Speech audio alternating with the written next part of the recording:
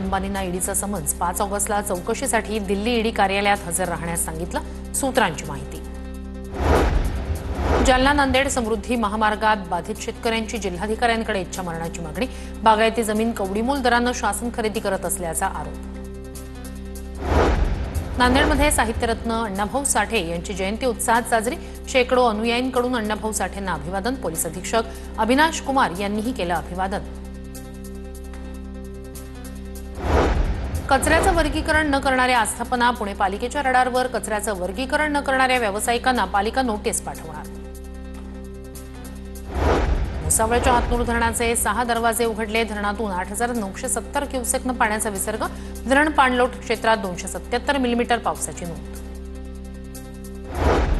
जळगावात संत मुक्ताई पालखी आगमन सोहळ्यात अभूतपूर्व स्वागत। भव्य वारकरी संप्रदाय दिंडी स्पर्धेत 102 भजनी मंडळांनी फुलवला भक्तीचा मळा।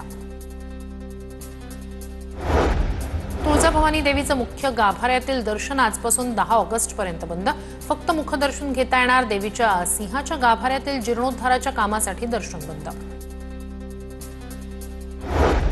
अहिल्यानगरच्या श्रीरामपूरमध्ये एकल महिलांच्या मुलांना सरकारी मदतीची प्रतीक्षा।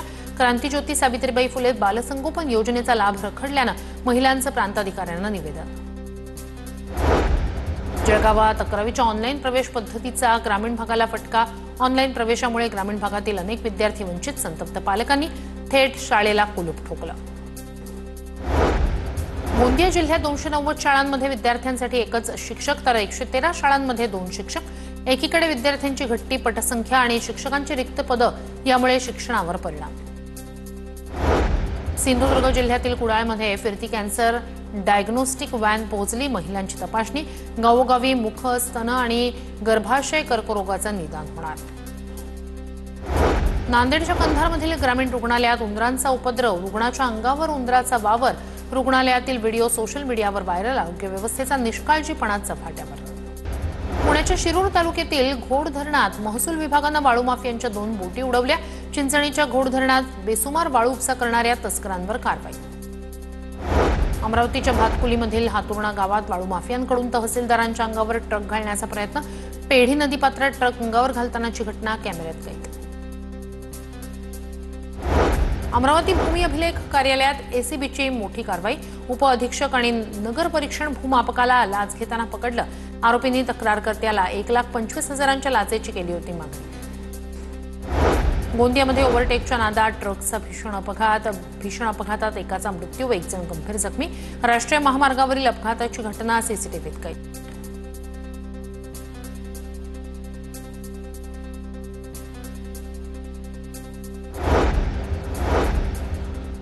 छत्रपती संभाजीनगर जवळील कचनेर गावाजवळ ब्रेक फेल झाल्यानं ट्रक उलटला।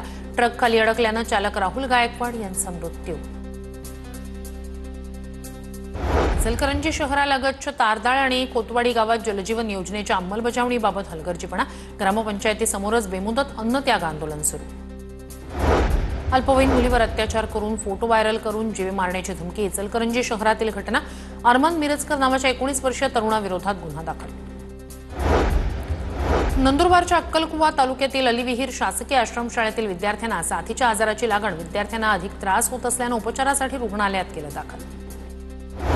कराड महसूल उपविभागात आजपासून महसूल सप्ताह साजरा केला जाणार। महसूल संबंधित प्रलंबित कामांचा निपटारा तसंच प्रशासकीय गतिमानता यावर काम करणार असल्याची प्रांताधिकाऱ्यांची माहिती। बुलढाण्याच्या मोताळा तालुक्यातील माळेगाव वनजमिनीवरील अतिक्रमण काढताना मोठा संघर्ष। पोलीस, वनकर्मचारी आणि आदिवासी मोठ्या प्रमाणात जखमी। 11 आरोपींसह 16 अज्ञात आरोपींवर गुन्हा दाखल। गृह विभागातील राज्यातील 65 सहाय्यक पोलीस आयुक्तांच्या बदल्या। मुंबईतील 9 सहाय्यक पोलीस आयुक्तांच्या बदल्या।